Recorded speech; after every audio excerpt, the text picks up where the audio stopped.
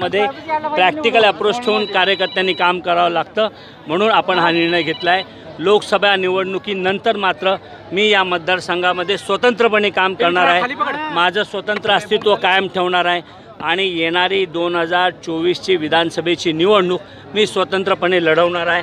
हा जो पाठिंबा आहे हा फक्त 2024च्या लोकसभा निवडणुकीपुरता मर्यादित आहे आणि हा पाठिंबा फक्त माननीय पंतप्रधान नरेंद्रभाई मोदी यांच्यासाठीचा आहे। अशा पद्धतीने असा निर्णय का घेण्यात आला की मोदी साहेबांनाच आपला पाठिंबा आहे?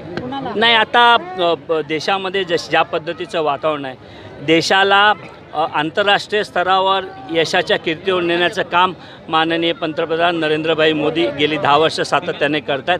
त्यांच्या नेतृत्वापुढे पर्याय असा दुसरं कुठलंही नेतृत्व आज देशामध्ये दिसत नाही। त्यामुळे अशा उत्तुंग नेतृत्वासोबत जर मोहोळचा सामान्य नागरिक, सामान्य मतदार उभा राहिला तर निश्चितपणाने देशाची मान आंतरराष्ट्रीय स्तरावर उंचावण्यासाठी आमचा देखील खारीचा वाटा राहील। या मोठ्या व्यापक दृष्टिकोनातून, व्यापक विचार करून आपण अशा पद्धतीचा निर्णय घेतला। 2024 मध्ये जे कार्यकर्त्यांच्या मनात आहे तेच घडेल असं देखील तानाजी सावंतांनी म्हटलेलं आहे।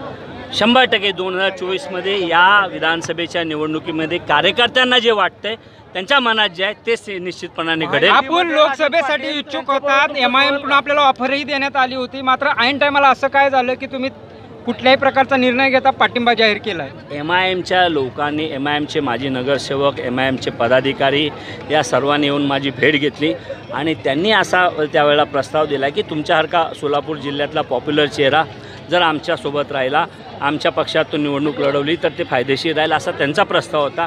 त्यावेळी देखील मी त्यांना म्हटलं मला विचार करावा लागेल। मी राखीव विधानसभा मतदारसंघाचा आमदार जरी असलो तरी कधी जातीपातीचं राजकारण केलं नाही, कुठल्याही धर्माचं राजकारण केलं नाही। त्यामुळे अशा पद्धतीची रिजनल लिमिटेड अशी भूमिका घेणं माझ्या तत्वात बसत नव्हतं, त्यामुळे आपण त्या प्रस्तावाला नकार दर्शवला होता। थँक्यू।